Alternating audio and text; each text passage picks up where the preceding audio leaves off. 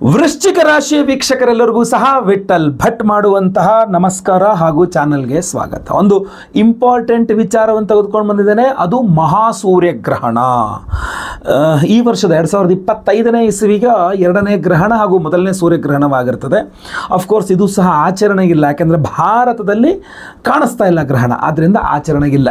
Just miss ಆಗಿರ್ತಕ್ಕಂಥದ್ದು ಇರಲಿ, but ಆಚರಣೆ ಇಲ್ಲ ಅಂದರೆ ಒಂದು 3 ಬಾರಿ ಸ್ನಾನ ಆದಿ ಅಂತ್ಯ ಎಲ್ಲ ಸ್ನಾನ ಮಾಡ್ತಕ್ಕಂಥದ್ದು ಅವೆಲ್ಲ ಏನೂ ಅವಶ್ಯಕತೆ ಇಲ್ಲ. ಉಪವಾಸ ಅವಶ್ಯಕತೆ ಇಲ್ಲ, ದರ್ಬೆ ಹಾಕಿಡೋ ಅವಶ್ಯಕತೆ ಇಲ್ಲ, ಏನೂ ಅವಶ್ಯಕತೆ ಇಲ್ಲ. ಬಟ್ ನಿಮ್ಮ ಕರ್ಮಾಧಿಪತಿ ಪಂಚಮದಲ್ಲಿ ಗ್ರಸ್ತನಾಗ್ತಾ ಇದ್ದಾನೆ ಮೀನರಾಶಿಯಲ್ಲಿ ಅಂದರೆ ಒಂದು ವಿಚಿತ್ರವಾದಂತಹ ಫಲವನ್ನು ಅನುಭವಿಸಬೇಕಾಗತ್ತೆ ವೃಶ್ಚಿಕ ರಾಶಿಯವರಾಗಿದ್ದು, ಈ ಸೂರ್ಯಗ್ರಹಣದ ಫಲವನ್ನು. ಸೊ ಅದನ್ನು ನಾನು ನಿಮಗೆ ಏನು ಅನ್ನುವಂಥ ವಿಚಾರನ ತಿಳಿಸ್ತೇನೆ. ಹಾಗೂ ಈ ವಿಚಾರ ಪ್ರತಿಯೊಬ್ಬ ವೃಶ್ಚಿಕ ರಾಶಿಯವರಿಗೂ ಬೇಗ ರೀಚ್ ಆಗಬೇಕು. ಬಂದ್ಬಿಡ್ತು 29ನೇ ತಾರೀಕೆ ಶನಿವಾರ ಅಮಾವಾಸ್ಯೆ, ಅವತ್ತಿಂದನೇ ನಿಮಗೆ ಪಂಚಮ ಶನಿ ಕೂಡ ಅವತ್ತಿಂದನೇ ಸ್ಟಾರ್ಟ್. ನಿಮಗೆ ಮಹಾಸೂರ್ಯಗ್ರಹಣದ ದಿವಸದಿಂದಲೇ ನಿಮಗೆ ಪಂಚಮ ಶನಿ ಅನ್ನುವಂಥದ್ದು ಆರಂಭವಾಗುವಂಥದ್ದು. ಸೊ ಅದರಿಂದ ಪ್ರತಿಯೊಬ್ಬ ವೃಶ್ಚಿಕ ರಾಶಿಯವರಿಗೂ ವಿಡಿಯೋ ರೀಚ್ ಆಗಬೇಕು. ಸೊ ಅದರಿಂದ ದಯವಿಟ್ಟು ವಾಟ್ಸಪ್, ಫೇಸ್ಬುಕ್, ಮೆಸೆಂಜರ್, ಟೆಲಿಗ್ರಾಮ್ ಎಲ್ಲ ಕಡೆ ಸಾಮಾಜಿಕ ಜಾಲತಾಣಗಳಲ್ಲಿ ವಿಡಿಯೋನ ಶೇರ್ ಮಾಡ್ಲಿಕ್ಕೆ ಮರಿಬೇಡಿ. ನೀವಿನ ಚಾನಲ್ ಸಬ್ಸ್ಕ್ರೈಬ್ ಮಾಡ್ಕೊಳ್ಳಿ ಅಂದರೆ ಸಬ್ಸ್ಕ್ರೈಬ್ ಮಾಡಿಕೊಂಡು ಬೆಲ್ ಬಟನ್ ಒತ್ಕೊಂಡು ಆಲ್ ಅಂತ ಮಾಡ್ಲಿಕ್ಕೆ ಮರಿಬೇಡಿ. ಇನ್ನು ನೀವು ಫೇಸ್ಬುಕ್ಕಲ್ಲಿ ನೋಡ್ತಾ ಇದ್ದೀರಾ, ನಮ್ಮ ಪೇಜನ್ನು ಫಾಲೋ ಮಾಡಲಿಕ್ಕೆ ಮರಿಬೇಡಿ. ನೋಡಿ, ಈ ಸೂರ್ಯಗ್ರಹಣ ಯಾವ ನಿಮ್ಮ ಜೀವನದ ಯಾವ ಭಾಗಗಳಲ್ಲಿ ವಿಶೇಷವಾದಂತಹ ಪ್ರಭಾವವನ್ನು ಬೀರಲಿದೆ, ವಿಚಿತ್ರವಾದ ಪ್ರಭಾವಗಳನ್ನು ಬೀರಲಿದೆ ಅನ್ನುವಂಥದ್ದು ತಿಳಿಸ್ತಾನೆ. ಪರಿಹಾರವನ್ನು ಸಹ ತಿಳಿಸ್ತಾನೆ. ಕರ್ಮಾಧಿಪತಿ ಗ್ರಸ್ತನಾಗ್ತಾ ಇದ್ದೇನೆ, ಸೊ ಅದರಿಂದ ಉದ್ಯೋಗದ ವಿಚಾರದಲ್ಲಿ ವಿಶೇಷ ಪ್ರಭಾವ ಇರುತ್ತೆ. ತಾತ್ಕಾಲಿಕವಾಗಿ ಚಿಕ್ಕ ಪ್ರಮಾಣದಲ್ಲಿ ಇರಬಹುದು, ಆಮೇಲೆ ಮತ್ತೆ ಪುನಃ ಅದು ಸರಿ ಹೋಗ್ಬೋದು. ಬಟ್ ಸಿಟ್ಟಲ್ಲಿ ಕುಯ್ಕೊಂಡು ಮಗು ಸಮಾಧಾನ ಆದಮೇಲೆ ಅಣಿಸ್ಕೊಳಕ್ಕೆ ಬರಲ್ಲ ಅನ್ನೋ ಥರದ ಸಮಸ್ಯೆ ಆಗಬಾರ್ದು. ಒಳ್ಳೆ ಆಪರ್ಚುನಿಟಿ ಇತ್ತು ಸಾರ್, 15 ಡೇಸ್ ನಂತರ ನಾನು ಮೊದಲೇ ಏನೋ ಒಂದು ಎಡವಟ್ಟು ಮಾಡ್ಕೊಂಬಿಟ್ಟೆ ಅನ್ನಂಗೆ ಆಗಬಾರ್ದು. ಸೊ ಅದರಿಂದ ಜಾಬಲ್ಲಿ ಏನೇ ಏರಿಳಿತಗಳಾದರೂ ಕೂಡ ವೃಶ್ಚಿಕ ರಾಶಿಯವರು ಸ್ವಲ್ಪ ತಾಳ್ಮೆಯಿಂದ ಸ್ವೀಕರಿಸಿ. ಅದನ್ನು ತುಂಬ ಸ್ಟ್ರಾಂಗ್ ಆಗಿ ರಿಯಾಕ್ಟ್ ಆಗೋಕ್ಕೆ ಹೋಗಬೇಡಿ.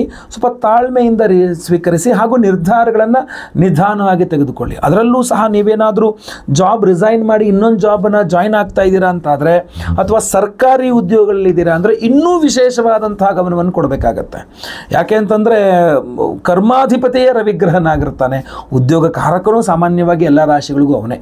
ಆದ್ದರಿಂದ ಈ ಪಂಚಮದ ಗ್ರಹಣ ನಿಮಗೆ ವಿಚಿತ್ರ ಫಲಗಳನ್ನು ಕೊಡ್ತಕ್ಕಂಥ, ನೀವು ಪಾಸಿಟಿವ್ ಅನ್ಕೊಂಡ್ರೆ ನೆಗೆಟಿವ್ ಅನ್ಕೊಂಡ್ರೆ ಪಾಸಿಟಿವ್ ಅನ್ನೋ ಹತ್ರ ವಿಚಿತ್ರ ಫಲಗಳನ್ನು ಕೊಡುವಂಥ ಸಂದರ್ಭ ಇದು.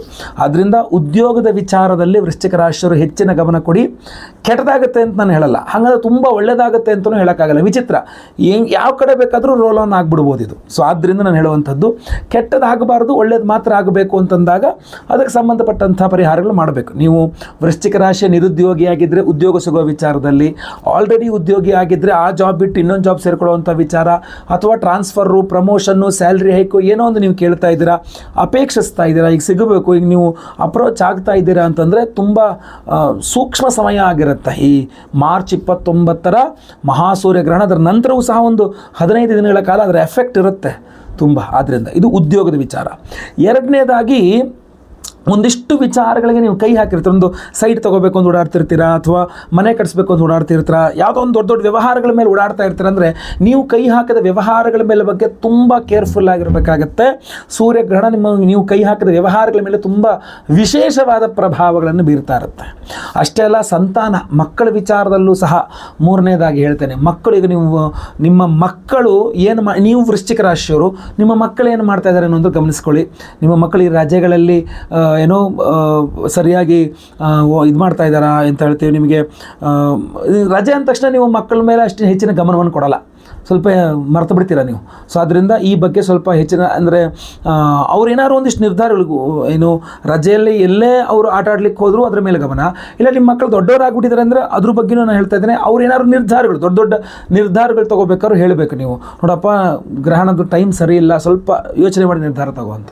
ಸೊ ಗ್ರಹಣ ಶಾಂತಿ ಬಹಳ ಮುಖ್ಯವಾಗಿರುತ್ತದೆ. ಇನ್ನೂ ಒಂದು ಬಹಳ ಪ್ರಮುಖವಾಗಿ ಹೇಳಬೇಕಾದ್ರೆ, ಷಡ್ಗ್ರಹ 6 ಗ್ರಹಗಳ ಯುತಿ ಆಗ್ತಕ್ಕಂಥದ್ದು ಪಂಚಮದಲ್ಲಿ ಅಂತಂದರೆ, ಅಷ್ಟಮದಲ್ಲಿ ಪಂಚಮದಲ್ಲಿ ನಿಮ್ಮ ರಾಶ್ಯಾಧಿಪತಿ ಇರ್ತಾನೆ. ಗುರುಬಲವು ನಿಮಗೆ ಇನ್ನೊಂದೂವರೆ ತಿಂಗಳು ಮುಗಿದೋಗಿ ಪಂಚಮ ಶನಿ ಬೇರೆ ಆರಂಭವಾಗುವಂತಹ ದಿವಸ ಆಗಿದ್ದರಿಂದ ಸಾಲಗಳ ವಿಚಾರದಲ್ಲಿ, ವ್ಯಾಪಾರದ ವಿಚಾರದಲ್ಲಿ, ಅಂದರೆ ನೀವು ಇನ್ವೆಸ್ಟ್ಮೆಂಟ್ ಮಾಡಿ ಬಿಸ್ನೆಸ್ ವಿಚಾರದಲ್ಲಿ, ಈ ಥರ ನಿಮಗೆಲ್ಲ ಓವರಾಲ್ ವಿಚಾರಗಳು ಸ್ವಲ್ಪ ಹೆಚ್ಚಿನ ಗಮನ ಕೊಡಬೇಕಾಗಿರ್ತದೆ, ಭಾಳ ಹೆಚ್ಚಿನ ಗಮನವನ್ನು ಕೊಡಬೇಕಾಗ್ತದೆ. ಗೊತ್ತಲ್ವಾ? ಒಂದು ಲೆಕ್ಕದಲ್ಲಿ ತುಂಬ ಪಾಸಿಟಿವ್. ಷಡ್ಗ್ರಹ ಯೋಗ ಪಂಚಮದಲ್ಲಿ ಅಂದರೆ ತುಂಬ ಪವರ್ಫುಲ್ಲು. ಅದೇ ಕಾರಣಕ್ಕೆ ಗ್ರಹಣ ಅನ್ನುವಂಥದ್ದನ್ನು ತಲೆಕೆಳ್ ಮಾಡಿಬಿಡ್ಬಾರ್ದು. ನಿಮ್ಮ ಪಾಸಿಟಿವ್ ಅಪೇಕ್ಷೆಗಳನ್ನೆಲ್ಲ ಅದು ನೆಗೆಟಿವ್ ಮಾಡಾಕ್ಬಿಡ್ಬಾರ್ದು ಅನ್ನುವಂಥದ್ದು. ಆಯಿತಾ? ನಾನು ನಿಮ್ಗೆ ಹೆದರಿಸ್ಲಿಕ್ಕೆ ಹೇಳ್ತಾ ಇಲ್ಲ, ಬಟ್ ಇದು ನಿಮ್ಮ ಎಲ್ಲ ಇದ್ರ ಮೇಲೂ ಯಾವ ರೀತಿ ಬೇಕಾದ್ರೂ ತಿರುಗಿಸುವ ತಾಕತ್ತು, ಹ್ಯಾಂಡಲು ಅಥವಾ ಸ್ಟೇರಿಂಗು ಈ ಗ್ರಹಣದ ಕೈನಲ್ಲಿರ್ತದೆ. ಸೊ ಆದ್ದರಿಂದ ಸೂರ್ಯಗ್ರಹಣ ಗ್ರಹಣ ಶಾಂತಿ ನಿಮಗೆ ಭಾಳ ಇಂಪಾರ್ಟೆಂಟ್ ಆಗಿರ್ತದೆ. ಮನೆ ಹತ್ರದಲ್ಲಿ ಯಾದರೂ ಈಶ್ವರನ ದೇವಸ್ಥಾನ ಇದ್ದರೆ ಹೋಗಿ ರುದ್ರಾಭಿಷೇಕ ಮಾಡಿಸಿ, ಅವತ್ತಿನ ದಿವಸ ಬೆಳಗ್ಗೆ ಎದ್ದು ಸ್ನಾನ ಮಾಡಿಕೊಂಡು, ನಾನು ಹೇಳ್ತಿರೋದು ಮಾರ್ಚ್ 21ನೇ ತಾರೀಕು ಶನಿವಾರ ಅಮಾವಾಸ್ಯೆ ದಿವಸ ಬೆಳಗ್ಗೆ ಎದ್ದು ಸ್ನಾನ ಮಾಡಿಕೊಂಡು ರವಿ ಅಷ್ಟೋತ್ರ ಪಠನೆ ಮಾಡಿ, ರಾಹು ಅಷ್ಟೋತ್ರ ಪಠನೆ ಮಾಡಿ, ಆದಿತ್ಯ ಸ್ತೋತ್ರ ಪಠನೆ ಮಾಡಿ, ಕೆಂಪು ವಸ್ತ್ರದಲ್ಲಿ ಗೋಧಿ, ಕಪ್ಪು ವಸ್ತ್ರದಲ್ಲಿ ಉದ್ದಿನ ಬೇಳೆ ದಾನ ಮಾಡಿ. ಗೊತ್ತಾಯ್ತಲ್ವಾ? ಸೊ ನಿಮ್ಮ ಕೈಲಿ ಏನಾಗುತ್ತೋ ಅದನ್ನು ಮಾಡಿ. ಇಲ್ಲ, ನಾವು ನಿಮಗೋಸ್ಕರ ಒಂದು ವಿಶೇಷ ಪರಿಹಾರ ಹಾಗೂ ವಿಶೇಷ ಪ್ರಸಾದ ಕೊಡ್ತಾ ಇದ್ದೇವೆ. ಅದೇನಪ್ಪ ಅಂತಂದರೆ, ಪರಿಹಾರ ಅನ್ನುವಂಥದ್ದು ಬಹಳ ಪ್ರಮುಖವಾದಂತಹ ವಿಚಾರ ವೀಕ್ಷಕರೇ. ನಿಮಗೆ ಗ್ರಹಣದ ಶುಭ ಫಲ ಇರಲಿ, ಅಶುಭ ಫಲ ಇರಲಿ, ಮಿಶ್ರ ಫಲ ಇರಲಿ, ಪರಿಹಾರ ಅನ್ನುವಂಥದ್ದು ಬಹಳ ಮುಖ್ಯವಾಗಿರುತ್ತೆ. ಯಾಕೆ ಅಂತಂದರೆ, ಈ ಬಾರಿಯ ಮಹಾಸೂರ್ಯಗ್ರಹಣ ಷಡ್ಗ್ರಹ ಕೂಟ, 6 ಗ್ರಹಗಳ ಯುತಿ ಒಂದು ರಾಶಿಯಲ್ಲಿ ಇರೋದೇ 9 ಗ್ರಹಗಳು. ಅದರಲ್ಲಿ ಹೊರಗಡೆ ಇರ್ತಕ್ಕಂಥದ್ದು ಅಂತಂದರೆ ಗುರು, ಕುಜ, ಕೇತು 3 ಗ್ರಹ. ಇನ್ನು 6 ಗ್ರಹಗಳು ಮೀನ ರಾಶಿಯಲ್ಲಿರುತ್ತೆ ಗ್ರಹಣದ ಸಂದರ್ಭ. ಸೊ ಅದರಿಂದ ಇಂತಹ ಪರ್ವಕಾಲದಲ್ಲಿ ಪರ್ವ ದಿನದಂದು ಆಯ್ತಲ್ವಾ, ಅಮಾವಾಸ್ಯೆ ಶನಿವಾರ, ಅವತ್ತೇ ಶನಿ ಸಂಚಾರ ಆಗ್ತಕ್ಕಂಥದ್ದು ಕುಂಭದಿಂದ ಮೀನರಾಶಿಗೆ. ಸೊ ಅದರಿಂದ ಅಮಾವಾಸ್ಯೆ, ಶನಿವಾರ, ಸೂರ್ಯಗ್ರಹಣ, ಷಡ್ಗ್ರಹ ಕೂಟ, 6 ಗ್ರಹಗಳ ಯುತಿ, ಇದೊಂಥರ ಅಂದರೆ ನಮ್ಗೆ ಈ ಥರದ್ದು ಮತ್ತೆ ಪುನಃ ಸಿಗಬೇಕು ಅಂದರೆ ಯಾವಾಗ ಕಾಯ್ಬೇಕು ಗೊತ್ತಿಲ್ಲ. ಸೊ ದೇವತಾರಾಧನೆಗಳನ್ನು ಮಾಡ್ತಕ್ಕಂಥದ್ದು ಬಹಳ ಪ್ರಮುಖ. ಅಂದರೆ ಅಂತಹ ಪರ್ವ ದಿನದಂದು ದೇವತಾರಾಧನೆ ಮಾಡ್ಕೊಳ್ತಕ್ಕಂಥದ್ದು ನಿಮಗೆ ಏನೇನು ಶುಭ ಫಲ ಇರ್ತದೋ ಆ ಶುಭ ಫಲನ ಪಡ್ಕೊಳ್ಳೋಕೆ ಈಸಿ ಆಗ್ತದೆ. ಏನೇನು ಅಶುಭ ಫಲ ಇರ್ತದೋ ಅಶುಭ ಫಲದಿಂದ ಪರಿಹಾರ ಮಾಡಿಕೊಂಡು ನಿಮ್ಮನ್ನು ನೀವು ರಕ್ಷಣೆ ಮಾಡ್ಕೊಳ್ಳಿಕ್ಕೆ ಅನುಕೂಲವಾಗ್ತದೆ. ಏನೇ ಮಿಶ್ರ ಫಲಗಳಿರಲಿ ಅದರಲ್ಲಿ ಅಶುಭವನ್ನು ಹೋಗಲಾಡಿಸಿ ಶುಭವನ್ನು ಮಾತ್ರ ಬರಮಾಡಿಕೊಳ್ಳಲಿಕ್ಕೆ ಅನುಕೂಲ ಮಾಡಿಕೊಡ್ತದೆ. ಗ್ರಹಣ ಒಂದು ಪರ್ವಕಾಲ, ಅವತ್ತಿನ ದಿವಸ ಮಾಡುವಂತಹ ಯಜ್ಞ ಯಾಗಾದಿಗಳಿರಬಹುದು, ದಾನ ಧರ್ಮಾದಿಗಳಿರಬಹುದು, ಅತ್ಯಂತ ಪವರ್ಫುಲ್ ಆಗಿ ಕೆಲಸ ಮಾಡ್ತದೆ. ಒಂದಕ್ಕೆ 10 ಪಟ್ಟಷ್ಟು ಫಲಗಳನ್ನು ಕೊಡ್ತದೆ ಅಂತ ಹೇಳ್ತದೆ ಶಾಸ್ತ್ರ. 10 ಪಟ್ಟು 100 ಪಟ್ಟಷ್ಟು ಫಲಗಳನ್ನು ಕೊಡ್ತದೆ. ಗ್ರಹಣದ ದಿವಸ ದೇವತಾರಾಧನೆ ಮಾಡು, ದಾನ ಧರ್ಮಾದಿಗಳನ್ನು ಮಾಡು ಅಂತ ಹೇಳ್ತದೆ. ಸೊ ಮಾರ್ಚ್ 29ನೇ ತಾರೀಕು ನಮ್ಮ ಯಾಗಶಾಲೆಯಲ್ಲಿ ನಾವು ನಿಮ್ಮ ಎಲ್ಲ ಸೂರ್ಯಗ್ರಹಣದ ದೋಷಗಳ ಪರಿಹಾರಕ್ಕೆ, ಸೂರ್ಯಗ್ರಹಾನುಗ್ರಹಕ್ಕೋಸ್ಕರ ಸೂರ್ಯಗ್ರಹಣ ಶಾಂತಿ ಹೋಮವನ್ನು ಮಾಡ್ತಾ ಇದ್ದೇವೆ. ಆ ಸೂರ್ಯಗ್ರಹಣ ಶಾಂತಿ ಹೋಮವನ್ನು ಮಾಡಿ ಈ ವಿಶೇಷವಾದಂತಹ ಒಂದು ಬಿಂಬವನ್ನು, ಸೂರ್ಯ ಬಿಂಬವನ್ನು ಕೊಡ್ತಾ ಇದ್ದೇವೆ. ಈ ಸೂರ್ಯ ಬಿಂಬವ ನಿಮ್ಮ ಕೈ ಸೇರಿದ ನಂತರ ಈ ಸೂರ್ಯ ಬಿಂಬವನ್ನು ಒಂದು 5 ಬೊಗಸೆಯಷ್ಟಾದರೂ ಗೋಧಿಯಲ್ಲಿ ಇದನ್ನು ಇಟ್ಟು ಮನೆ ಹತ್ತಿರದಲ್ಲಿರುವಂತಹ ದೇವಸ್ಥಾನದಲ್ಲಿರುವ ಅರ್ಚಕರಿಗೆ ಇದನ್ನು ದಾನ ಮಾಡಿಬಿಟ್ರೆ ತುಂಬ ಒಳ್ಳೆಯದು. ಇಲ್ಲ, ಇದನ್ನು ನಿಮ್ಮ ಕೈ ಸೇರಿದ ನಂತರ ಹತ್ತಿರದಲ್ಲಿರುವಂತಹ ದೇವಸ್ಥಾನದ ಹುಂಡಿಯಲ್ಲಾರು ಸಮರ್ಪಣೆ ಮಾಡಿಬಿಡಿ. ಇದನ್ನು ಹಾಕ್ಬಿಡಿ, ಸ್ವಲ್ಪ ದಕ್ಷಿಣೆ ಸಹಿಸಿ ಹಾಕ್ಬಿಡಿ. ಅವರಿಗೆ ಗೋಧಿ ಸಿಗಲ್ಲ, ಸಭೆ ನಾನು ಎಲ್ಲಿ ಗೋಧಿ ಹುಡ್ಕೊಂಡು ಹೋಗಲಿ, ನನಗೆ ಕಷ್ಟ ಆಗುತ್ತೆ ಅಂತಂದರೆ ಎಷ್ಟೋ 2 ರೂಪಾಯಿನೋ 5 ರೂಪಾಯಿನೋ 10 ರೂಪಾಯಿನೋ 1 ರೂಪಾಯಿನೋ 100 ರೂಪಾಯಿನೋ ಇದ್ರ ಜೊತೆ ಸೇರಿಸ್ಬಿಟ್ಟು ನೀವು ಅದನ್ನು ದೇವಸ್ಥಾನದ ಹುಂಡಿಯಲ್ಲಿ ಹಾಕ್ಬಿಟ್ಟು ಕೈ ಮುಕ್ಕೊಂಡು ಬಂದ್ಬಿಡಿ. ಈ ಸೂರ್ಯಬಿಂಬ ಸಮರ್ಪಣೆ, ಸೂರ್ಯಬಿಂಬ ದಾನ, ಇದೆರಡರಲ್ಲಿ ಒಂದು ಆಗಬೇಕು. ನಿಮ್ಮ ಕೈಯಲ್ಲಿ ಆಗ್ಬಿಟ್ರೆ ಆ ಸೂರ್ಯಗ್ರಹಣದ ದುಷ್ಪ್ರಭಾವಗಳು ಪರಿಹಾರವಾಗಲಿ. ಯಾಕೆಂದರೆ 29ನೇ ತಾರೀಕು ಅಮಾವಾಸ್ಯೆ ದಿವಸ ಏನು ಶನಿ ಸಂಚಾರ ಆಗಿದೆ, ನಾವು ಸಹಸ್ರ ಶನಿ ಶಾಂತಿ ಹೋಮವನ್ನು ಮಾಡ್ತಾ ಇದ್ದೇವೆ. 1008 ಸಂಖ್ಯೆಯಲ್ಲಿ ಶನೇಶ್ವರನಿಗೆ ಹೋಮವನ್ನು ಮಾಡಿ ವಿಶೇಷವಾಗಿ ಈ ಒಂದು ಒರಿಜಿನಲ್ ನೀಲಮಣಿ ಉಂಗುರವನ್ನೇ ಕೊಡ್ತಾ ಇದ್ದೇವೆ, ಒರಿಜಿನಲ್ ಬ್ಲೂ ಸಫೈರ್. ಈ ಒರಿಜಿನಲ್ ಬ್ಲೂ ಸಫೈರ್ ಅನ್ನು ನಾವು ನೀವು ಧಾರಣೆ ಮಾಡ್ಕೊಳ್ಳಿ, ಕೈ ಬೆಳಗ್ಗೆ ಹಾಕ್ಕೊಳ್ಳಿ ಅಂತ ನಾನು ನಿಮಗೆ ಹೇಳಲ್ಲ. ಇದನ್ನು ನೀವು ಇಟ್ಕೊಂಡ್ರೆ ಸಾಕು. ಇದನ್ನು ನೀವು ಪಾಕೆಟ್ ಅಲ್ಲೋ, ದೇವ್ರ ಮನೆಯಲ್ಲೋ, ಲಾಕರ್ ಅಲ್ಲೋ ನಿಮ್ಮ ಜೊತೆಗೆ ಇಟ್ಕೊಳ್ಳಿ ಸಾಕು. ಯಾಕೆಂದ್ರೆ ಸೂರ್ಯೋದಯದಿಂದ ಸೂರ್ಯಾಸ್ತದ ಒಳಗೆ 3 ಅತ್ಯಂತ ಶಕ್ತಿಯುತವಾದ ಶಿವ ಸನ್ನಿಧಾನಗಳಲ್ಲಿ ಅಗಸ್ತ್ಯ ಮಹರ್ಷಿಗಳಿಂದ ಪ್ರತಿಷ್ಠಾಪನೆಗೊಂಡಂತಹ ದರ್ಭಾರಣ್ಯೇಶ್ವರ, ಅದರ ನಂತರ ನಂತರ ಕುಂಭಕೋಣಂನಲ್ಲಿರ್ತಕ್ಕಂತಹ ಆದಿಕುಂಭೇಶ್ವರ, ಅದರ ನಂತರ ಅಗ್ನಿಲಿಂಗವಾಗಿರತಕ್ಕಂತಹ ಅರುಣಾಚಲೇಶ್ವರ, 3 ಲಿಂಗಗಳು 3 ಶಿವ ಸನ್ನಿಧಾನಗಳಲ್ಲಿ ತೆಗೆದುಕೊಂಡು ಹೋಗಿ ಬಂದಿರತಕ್ಕಂತಹ ಒಂದು ಅದ್ಭುತವಾದಂತಹ ಶಕ್ತಿಯುತವಾದಂತಹ ಒಂದು ಉಂಗುರ ಇದೆ. ಅಂದರೆ ಈ ಸ್ಟೋನ್ ಅದಾಗಿರ್ತದೆ. ಇದನ್ನ ನಳತೀರ್ಥದಲ್ಲಿಯೂ ಸಹ, ಅಂದರೆ ಆ ತಿರುನೆಲ್ಲಾರ್ ಅಗಸ್ತ್ಯ ಮಹರ್ಷಿಗಳಿಂದ ಪ್ರತಿಷ್ಠಾಪಿತಗೊಂಡ ದರ್ಭಾರಣ್ಯೇಶ್ವರನ ಸನ್ನಿಧಾನದಲ್ಲಿರುವ ತಿರುನೆಲ್ಲಾರ್ ಮೂಲ ಸ್ವಾಮಿಯ ದರ್ಶನವನ್ನೇ ನಿಮಗೆ ಮಾಡಿಸಿದ್ದೇನೆ. ಸೊ ಅಂತಹ ತಿರುನೆಲ್ಲಾರ್ನಲ್ಲಿ ನಾವು ಆಗ ಒಂದು ನಳತೀರ್ಥದಲ್ಲಿ ಸಹ ಇದನ್ನ ಅಭಿಮಂತ್ರಣೆ ಮಾಡ್ಕೊಂಡು ಎನರ್ಜೈಸ್ ಮಾಡ್ಕೊಂಡು ತಂದಿದ್ದೇವೆ.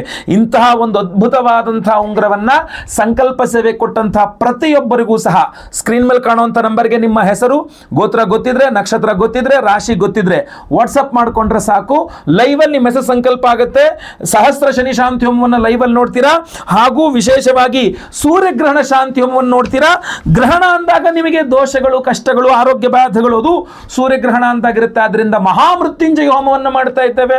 ಆಮೇಲೆ ಸ್ವಯಂವರ ಪಾರ್ವತಿ ಹೋಮವನ್ನು ಮಾಡ್ತಾ ಇದ್ದೇವೆ. ಗುರು ಶಾಂತಿ, ಶನಿ ಶಾಂತಿ ಸಹಿತ ಮಹಾ ನವಗ್ರಹ ಶಾಂತಿ ಹೋಮಗಳನ್ನು ಮಾಡ್ತಾ ಇದ್ದೇವೆ. ನೀವು ಈ ಒಂದು ಅದರ ಜೊತೆಗೆ ನಾವು ಪ್ರಸಾದ ಸ್ವರೂಪ ಎಲ್ಲ ಹೋಮಗಳ ಭಸ್ಮ, ಕುಂಕುಮಾರ್ಚನೆ, ಕುಂಕುಮ ಪ್ರಸಾದ ಜೊತೆಗೆ ಈ 2 ಪ್ರಸಾದಗಳು ಸಿಗ್ತದೆ. ಒಂದು ನಿಮ್ಮಲ್ಲೇ ಇಟ್ಕೊಳ್ಳೋಕೆ ಒರಿಜಿನಲ್ ಬ್ಲೂ ಸಫೈರ್. ಯಾಕೆ ಇದನ್ನ ರಿಂಗ್ ಮಾಡಿಸಿ ಕೊಡ್ತಾ ಇರೋದು ಅಂತಂದ್ರೆ ಕಳ್ಕೊಳ್ಬಾರ್ದು, ನೀವೆಲ್ಲರೂ ಮಿಸ್ಪ್ಲೇಸ್ ಆಗಬಾರ್ದು ಅಂತ, ಎಲ್ಲೋ ಬಿದೋಯ್ತು ಅನ್ನಬಾರ್ದು. ಉಂಗುರ ಆದರೆ ಕರೆಕ್ಟಾಗಿ ಇಟ್ಕೊಂಡಿರ್ತೀರಾ ಅನ್ನೋ ಒಂದೇ ಕಾರಣಕ್ಕಷ್ಟೇನೆ ಇದನ್ನೇನು ಧಾರಣೆ ಮಾಡ್ಕೊಳ್ಳಿ ಅಂತ ಉಂಗುರ ಮಾಡಿಸಿದ್ದಲ್ಲ, ಆಯ್ತಾ. ಬಟ್ ನಿಮ್ಮ ಜೊತೆಗೆ ಇಟ್ಕೊಳ್ಬೇಕು, ಇಂತಹ ಪವರ್ಫುಲ್ ಆದಂತಹ ರಿಂಗ್ಸ್ ಇದು. ಅದ್ರ ಜೊತೆಗೆ ಈ ಒಂದು ದಾನ ಮಾಡಲಿಕ್ಕೆ ನೀವು ರವಿಬಿಂಬ ದಾನ ಅಂತ, ಚಂದ್ರಗ್ರಹಣದಲ್ಲಿ ಚಂದ್ರಬಿಂಬ ದಾನ, ಸೂರ್ಯಗ್ರಹಣದಲ್ಲಿ ರವಿಬಿಂಬ ದಾನ. ಸೊ ಅದರಿಂದ ಸಾಧ್ಯವಾದರೆ ಗೋಧಿಯಲ್ಲಿ ಇದನ್ನ ಇಟ್ಟು ದಾನ ಮಾಡಿ. ಗೋಧಿ ಎಲ್ಲ ಸಿಗಲ್ಲ ಗುರುಳೆ ಅಂತಂದ್ರೆ ಯಥಾಶಕ್ತಿ ದಕ್ಷಿಣೆ ಸೇರಿಸಿ ಇದನ್ನ ನಿಮ್ಮ ತಲೆಗೆ ಒಂದು 3 ಬಾರಿ ನಿವಾಳಿಸ್ಕೊಂಡು ದೇವಸ್ಥಾನದ ಹುಂಡಿಯಲ್ಲಿ ಹಾಕ್ಬಿಡಿ. ಯಾವ ದೇವಸ್ಥಾನದ ಹುಂಡಿಯಲ್ಲಿ ಹಾಕಿದ್ರು ಆಗುತ್ತೆ ನಿಮ್ಮ ಮನೆ ಹತ್ತಿರದಲ್ಲಿರುವ. ಸೊ ಅದರಿಂದ ಏನಾಗ್ಬಿಡುತ್ತೆ, ನಿಮ್ಮ ಒಂದು ಗ್ರಹಣ ದೋಷಗಳು, ನಿಮ್ಮ ಹೆಸರಲ್ಲಿ ಸಂಕಲ್ಪ ಆಯಿತು, ಹೋಮ ಆಯಿತು, ಹೋಮದ ಭಸ್ಮ ಹಣೆಗೆ ಇಟ್ಕೊಂಡ್ರಿ, ಕುಂಕುಮ ಹಣೆಗೆ ಇಟ್ಕೊಂಡ್ರಿ, ಈ ಸೂರ್ಯಬಿಂಬವನ್ನ ಹುಂಡಿಯಲ್ಲಿ ಸಮರ್ಪಣೆಯೋ ಅಥವಾ ದಾನವೋ ಮಾಡಿದ್ರಿ, ರಿಂಗನ್ನು ನಿಮ್ಮ ದೇವ್ರ ಮನೆಯಲ್ಲಿ ಇಟ್ಕೊಂಡು ಪೂಜೆ ಮಾಡ್ಕೊಂಡು ಅಥವಾ ಪ್ರಾರ್ಥನೆ ಮಾಡ್ಕೊಂಡು ಕೈ ಮುಕ್ಕೊಳ್ಳಿ. ಈ ಕಡೆ ಶನಿ ಸಂಚಾರ ದುಷ್ಪ್ರಭಾವ ಪರಿಹಾರ, ಈ ಕಡೆ ಸೂರ್ಯಗ್ರಹಣ ದೋಷವೂ ಪರಿಹಾರ, ಎಲ್ಲ ನಿಮಗೆ ಅನುಕೂಲವಾಗುವ ರೀತಿಯಲ್ಲಿದೆ. ಸಂಕಲ್ಪ ಸೇವೆಗೆ ಹೆಸರು ಕೊಡೋರು ಸ್ಕ್ರೀನ್ ಮೇಲಿರುವಂಥ ನಂಬರ್ಗೆ ನಿಮ್ಮ ಹೆಸರು, ಗೋತ್ರ ಗೊತ್ತಿದ್ರೆ, ನಕ್ಷತ್ರ ಗೊತ್ತಿದ್ರೆ, ರಾಶಿ ಗೊತ್ತಿದ್ರೆ ವಾಟ್ಸಪ್ ಮಾಡ್ಕೊಂಡ್ರೆ ಆಯ್ತು. ತುಂಬ ಸಿಂಪಲ್. ಇನ್ನು ಸಿಂಪಲ್ ಪರಿಹಾರಗಳನ್ನು ಹೇಳಿ ಗುರುಗಳೇ ಅಂದರೆ 29ನೇ ತಾರೀಕು ಮಾರ್ಚ್ 29ನೇ ತಾರೀಕು ಅಮಾವಾಸ್ಯೆ ದಿವಸ ಬೆಳಗ್ಗೆ ಬೇಗ ಎದ್ದು ಸ್ನಾನ ಮಾಡಿಕೊಂಡು ಏನು ತಿನ್ನದೆ, ಅಂದರೆ ಖಾಲಿ ಹೊಟ್ಟೆಯಲ್ಲಿ ಉಪವಾಸ, ಮನೆ ಹತ್ತಿರದಲ್ಲಿರುವ ಯಾವ್ದಾದ್ರು ದೇವಸ್ಥಾನದಲ್ಲಿ, ಅದು ಶಿವ ದೇವಸ್ಥಾನ ಆದರೆ ತುಂಬ ಒಳ್ಳೆಯದು. ಆಗಲಿಲ್ಲ ಅಂದರೂ ನವಗ್ರಹ ಅಂತೂ ಇದ್ದಿರುತ್ತಲ್ಲ ದೇವಸ್ಥಾನಗಳಲ್ಲಿ, ಒಂದು ಕೆಂಪು ವಸ್ತ್ರದಲ್ಲಿ ಗೋಧಿ ಇಟ್ಟು ಅದರಲ್ಲಿ ಎಲ್ಲರೂ ಮನೆ ಹತ್ರ ಅಂಗಡಿಯಲ್ಲಿ ಎಲ್ಲರೂ ಸೂರ್ಯಬಿಂಬ ಸಿಕ್ಕಿದ್ರೆ ಅದರಲ್ಲಿಟ್ಟು ವಿಳಿದೆಡೆ ಅಡಿಕೆ ದಕ್ಷಿಣೆ ಸಹಿತ ಅದನ್ನು ದಾನ ಮಾಡಲಿ, ಪುರೋಹಿತರಿಗೆ ದಾನ ಮಾಡಿಬಿಡುವಂಥದ್ದು ಅತ್ಯುತ್ತಮ. ಇಲ್ಲ ಶಿವನ ದೇವಸ್ಥಾನದಲ್ಲಿ ಹಾಲಿನಲ್ಲಿ ರುದ್ರಾಭಿಷೇಕ ಮಾಡಿಸಿ, ಸ್ವಾಮಿಗೆ ಕೆಂಪು ಹೂಗಳಲ್ಲಿ ಅರ್ಚನೆ ಮಾಡಿಸಿ, ನವಗ್ರಹಗಳಲ್ಲಿ ಮಧ್ಯದಲ್ಲಿ ಸೂರ್ಯ ಇರ್ತಾನೆ, ಸೂರ್ಯನಿಗೊಂದು ಫಲಪಂಚಾಮೃತ ಅಭಿಷೇಕ, ಪೂಜೆ, ಅರ್ಚನೆ ಮಾಡಿಸಿ, ತುಂಬ ಖಂಡಿತವಾಗಿ ಒಳ್ಳೆಯದಾಗ್ತದೆ. ಶನಿ ಸಂಚಾರ ಇದೆ, ಶನಿಯಿಂದನೂ ಅನುಕೂಲವಾಗಲಿ, ಸೂರ್ಯಗ್ರಹಣ ಇದೆ, ಅದರ ದೋಷವು ಪರಿಹಾರವಾಗಲಿ, ಎಲ್ಲರಿಗೂ ಒಟ್ಟಿನಲ್ಲಿ ಒಳ್ಳೆಯದಾಗಲಿ. ಈ ವಿಡಿಯೋನ ಪ್ರತಿಯೊಬ್ಬರಿಗೂ ರೀಚ್ ಆಗೋ ಥರ ದಯವಿಟ್ಟು ವಾಟ್ಸಪ್, ಫೇಸ್ಬುಕ್, ಮೆಸೆಂಜರ್, ಟೆಲಿಗ್ರಾಮ್ ಎಲ್ಲ ಕಡೆ ಶೇರ್ ಮಾಡಿ, ಪ್ರತಿಯೊಬ್ಬರಿಗೂ ಸಹ ವಿಡಿಯೋ ರೀಚ್ ಆಗಲಿ.